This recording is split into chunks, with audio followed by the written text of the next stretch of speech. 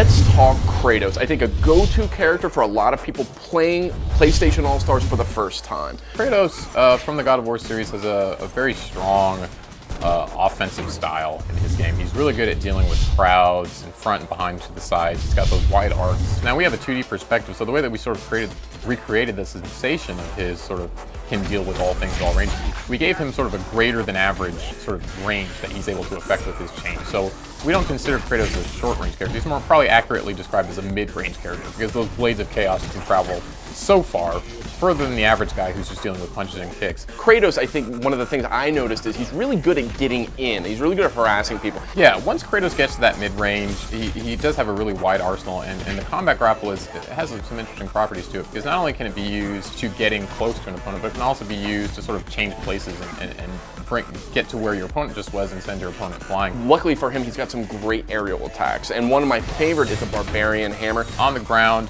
has a long wind up. It does pretty good damage when it does finally land. Another thing, he's got a counter. That's not something you see in that much in PlayStation All-Stars. He's unique in that respect. He can do it in midair or on the ground. Golden Fleece is a little more predictive oriented in PlayStation All-Stars. It's something that you use in anticipation of an oncoming attack when you're really sure that that attack is going to come. Pretty mobile character too. He's got these Icarus wings. Not only can you use that to push characters up in the air, juggle them, you can use it in midair. As we know, all the characters have a double jump. He's essentially got a triple jump.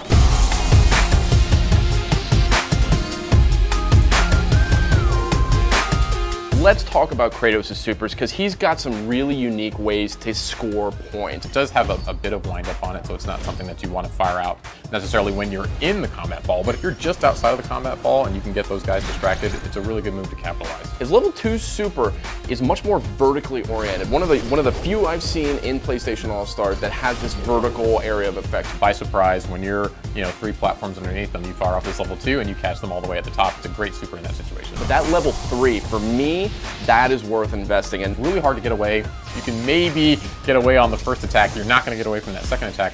And the sort of limit on how many kills Kratos can get is really based on how good that Kratos is with leveraging that power. It's all about evening the odds and getting those points with supers. So with Kratos, when it comes down to Kratos, what kind of character, what kind of fighting game fan do you think is a good fit for Kratos? Players are going to gravitate towards Kratos, are going to be the ones who like a medium range game, who like a character who has a wide level of functionality, has really cool combos. If you like stringing together combos and looking like you're creating these beautiful sequences of attacks, I think Kratos is going to be the character for you.